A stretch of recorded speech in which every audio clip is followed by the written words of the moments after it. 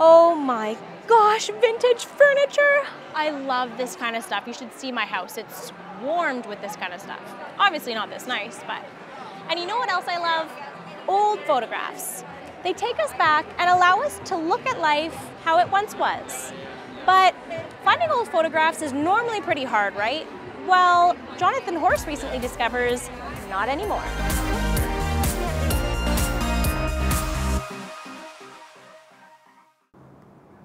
Remember taking photos back in the day? Is that really? You'd have to load the camera with film, take the pictures,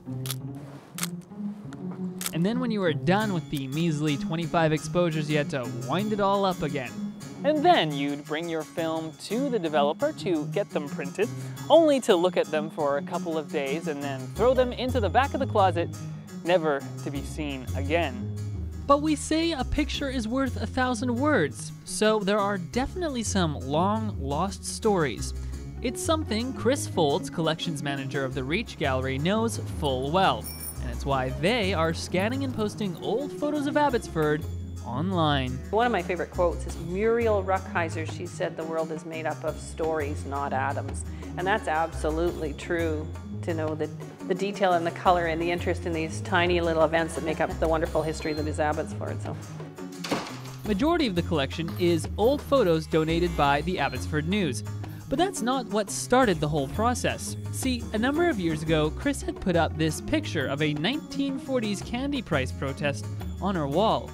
and the next time my mother-in-law came for dinner, she noticed the photograph and she asked if I recognized anyone, and I said no. Anyway, it turns out one of the participants was her.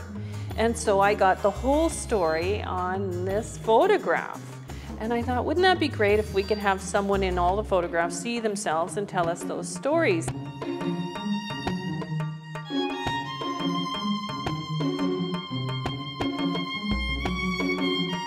It would, but getting there isn't exactly easy. David Seymour has been the one who tirelessly scans the old film negatives into the computer. It can be kind of tedious at times, maintaining a level of concentration, for sure, because one error can mess up the entire system. But you do find some really interesting photographs. Scanning an average of 6,000 photos a year, the archives is already at around 24,000.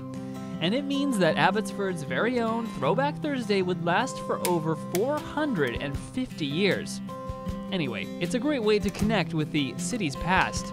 I think I've definitely developed a greater appreciation for the history of Abbotsford. To be honest, I didn't really know too much about Abbotsford's history beforehand, and I think that's the same for a lot of people in the community. They don't know a lot about their history. And it's good, and it's gaining popularity. People are beginning to access them and sending back the information. I've worked with people who are writing their autobiographies now that are supplemented by those news photographs that begin to tell a real story about the community at various times through history. So it's really fulfilling. This digitization of photography is quite amazing, as it now lets us connect with the past more easily than ever. So instead of foraging through the closet, it's now only a matter of typing, clicking, and learning. At the Reach Gallery in Abbotsford, I'm Jonathan Horst for Go Fraser Valley.